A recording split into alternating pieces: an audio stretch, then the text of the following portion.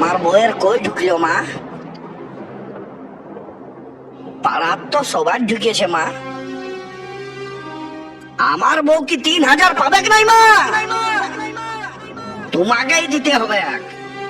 3000 তুমিই দিবে মা। আমি মোবাইল কিনেছি মা।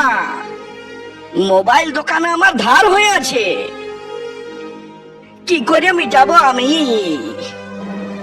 বলো মা, বলো মা, বলো।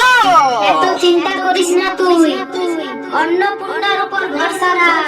তোর যুব শক্তি ঢুকবে আর তোর বইয়ের তো পরের কিস্তিতে ঢুকে যাবে।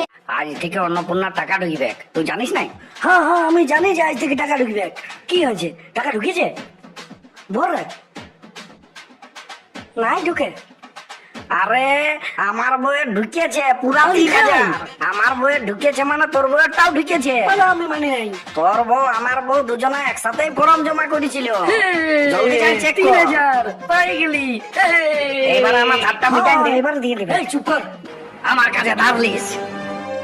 আজ আমি জমি কিনেছি, বিল্ডিং বানাইছি, 4 চাকা গাড়ি কিনেছি। তুই কি করেছিস? হ্যাঁ, কি করেছিস? আমি ডিবিটি লিঙ্ক করেছি।